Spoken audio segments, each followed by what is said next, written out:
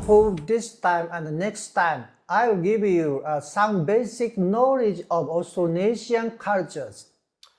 For the first part, we will focus on subtopics of that outline Taiwanese Aborigine peoples and Austronesian people, and also talk about traditional sailing ships.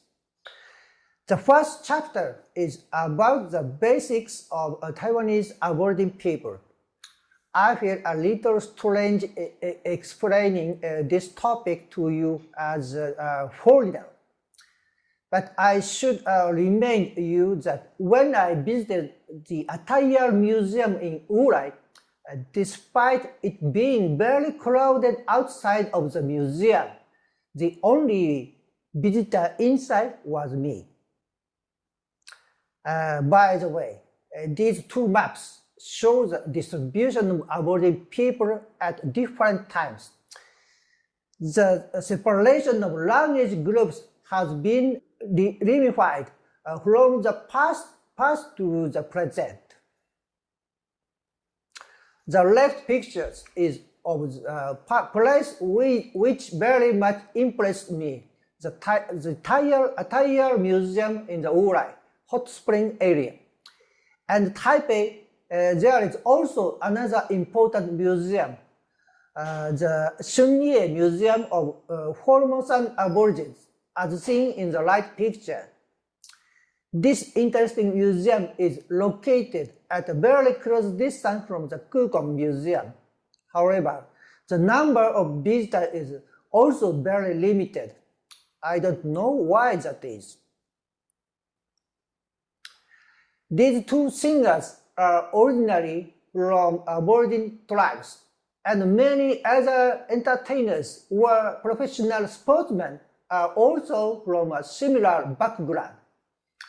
However, for a long time, the education policy of the KMT government has been frequently used their Chinese names instead of their original names. So I cannot identify them by only their Chinese names. These two pictures show you the traditional clothes of the Bunun and Amis, except for in special ceremonies or performances. We usually cannot see this kind of beautiful costume, especially in Taipei or on the university campus. These two pictures show you portraits of Sao and Rukai in the early time of the Japanese rule period. After a century, their social condition was drastically changed. So in the present time, I have not met with this kind of person here during the last 4 years of my stay in Taipei. These two pictures show you the special ceremonies held by the Amis and Saisiat peoples now. Unfortunately, I have no opportunity to visit this kind of special ceremony. But by looking at these two pictures, it is clear that dancing by such peoples is an important element in their ceremony. These pictures are portraits of an attire woman and a soul man in the Japanese rule period. The attire woman has a geometric tattoo on her face, which is characteristic of Austronesian cultures. And the soul man is wearing an interesting and gorgeous head decoration made by bird feathers. I feel this is similar to the image of the ancient dancers on the boat relief, which was decorated on a bronze drum found in northern Vietnam. A small number of Taiwanese Aborigines make a living from fishing, while Sao people often fish in the Sun Moon Lake such as in the left pictures, the main activity of the Yami people was the fishing of flying fish by using their own boat, such as shown in the right picture. Just as I will talk about later, for majority of Austronesian people, sailing is an important part of their culture. However, not the same case as with many other Taiwanese aborigine peoples. This map shows you the condition of how widely spread Austronesian peoples are in the world. No other language family in the world has spread through such a wide area as like the Austronesian. This area includes most of the Pacific Ocean, the archipelagos of Southeast Asia, and a part of the Indian Ocean. In the area of which Austronesians have spread out to, Taiwan is located at the northern peak point, while the western end leads to Madagascar close to Africa. The eastern direction runs to the Polynesian Triangle in the eastern Pacific close to South America. All of the languages in the Pacific Ocean, Micronesia, Melanesia, and Polynesia belong to Austronesian language family. According to Richard Heine-Gelder and Peter Bellwood, the ancestors of the Austronesians stayed in Taiwan. They started their long-distance migration in 5000 to 2500 BC in a southerly direction via Southeast Asia. A part of them reached Madagascar in the 3rd century AD, and by 1200 BC to 500 AD, another part of them had already moved to Micronesia and finally reached Polynesia during 1000 BC to 9th century AD. This widespread people has many common cultural elements such as outrigger boat, etc. Now, I will introduce the typical faces of Austronesian peoples. These two pictures show you people in Madagascar, which is close to the southeast coast of Africa. However, their face and skin color is not the same as with the black people in East Africa, but very similar to Malay Indonesians. These two pictures show a typical image of Indonesian and Malay who make up 235 million of the 386 billion Austronesians throughout the world. In this area, 19% of them are Muslim. However, Balinese believe in Hinduism, as seen in the left pictures. The Malay singer in the right picture is a Muslim. Besides the archipelago area, there is another Austronesian area in the continental part of Southeast Asia. They are called the Cham and stay in Cambodia and Vietnam. By their religious condition, in the present time, they are separated as Muslims in the left picture and Hindu in the right picture. Most Aborigine people in the Pacific Ocean area belong to the Austronesian language family.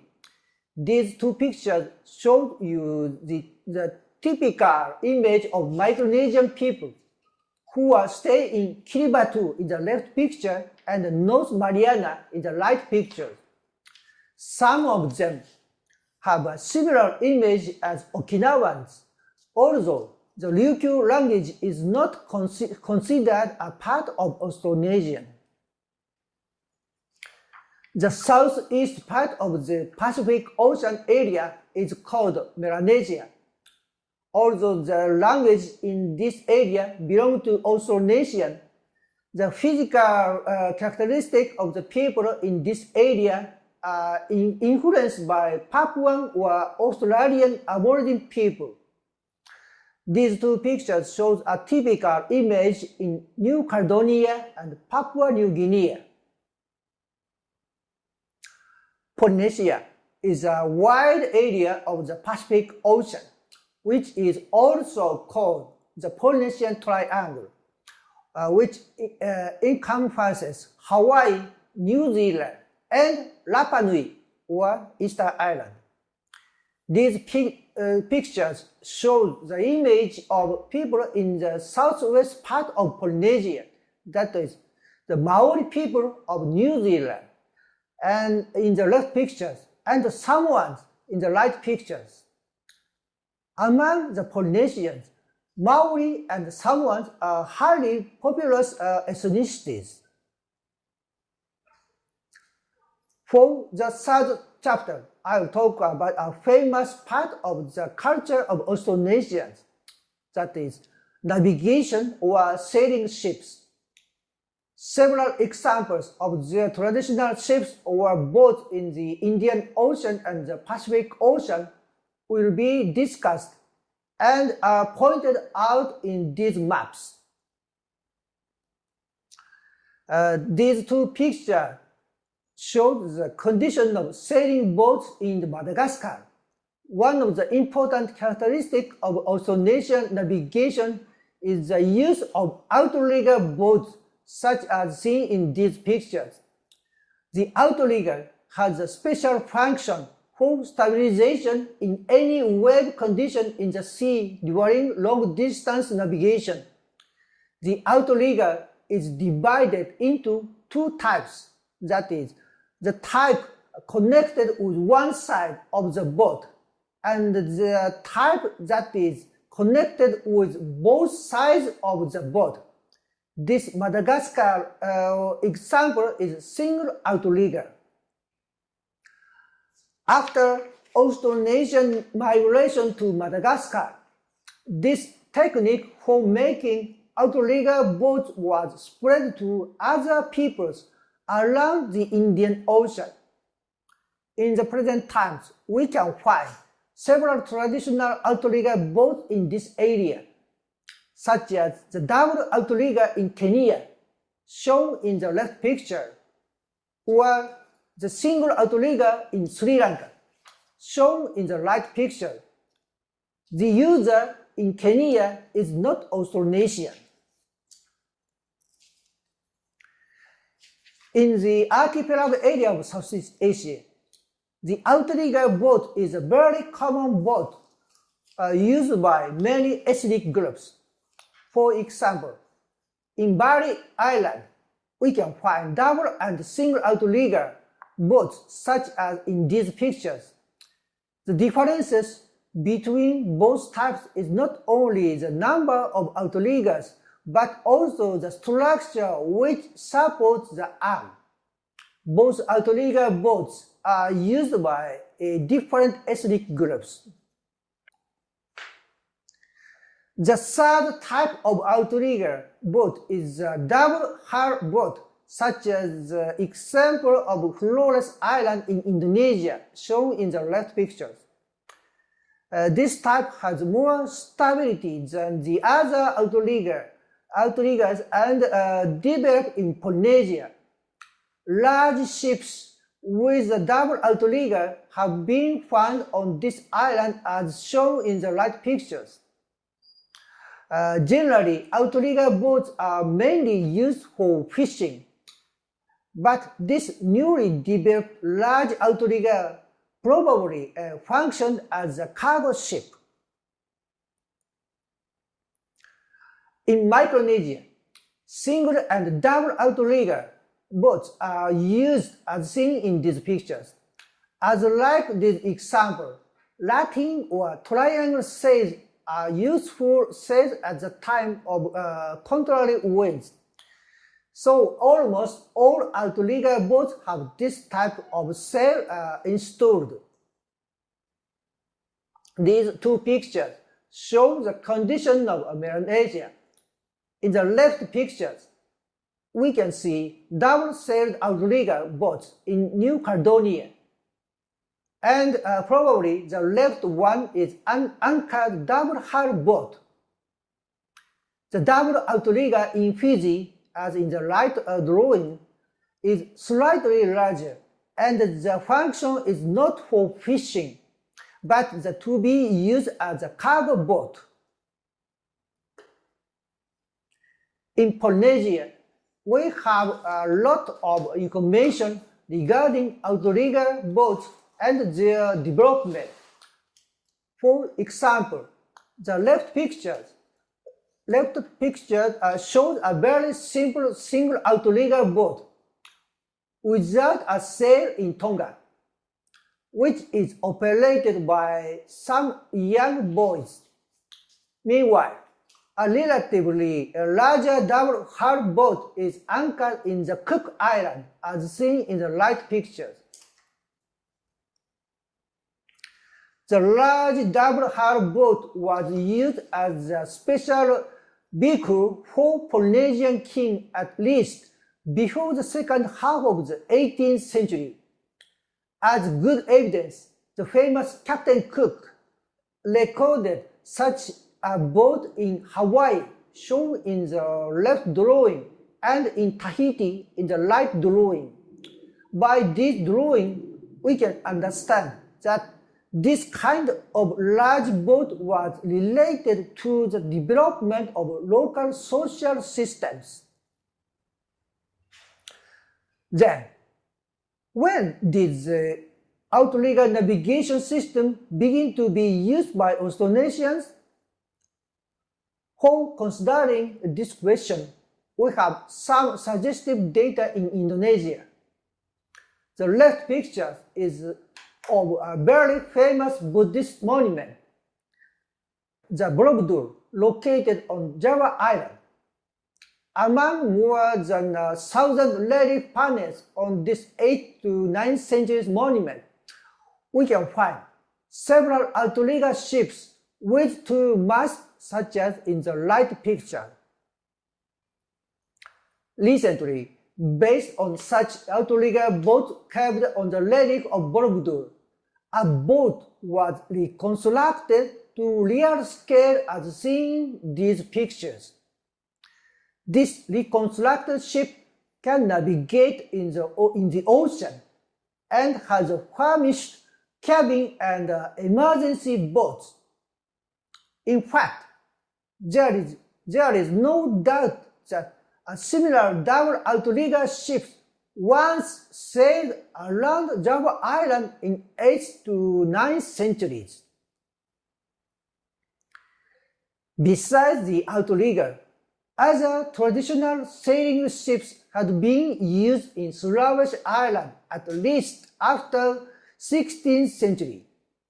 A type of sailing ship with two masts and 7 sails called a pinishi is shown in these pictures. It was certainly used as a cargo ship for long-distance trade. During the 16th to 18th centuries, the pinishi acted as an important role for regional trade in the archipelago of Southeast Asia. To conclude, we should know that there was a wide spread of Austronesian peoples from the Indian Ocean to the Pacific Ocean, including Taiwan. For this long-distance migration, the culture of navigation with outrigger vessels was the most important element. Then, why is it that Taiwanese aborigines do not have such a culture? Perhaps since it is believed that Taiwan was the oldest departure place for these peoples, it was not needed for those who remained here.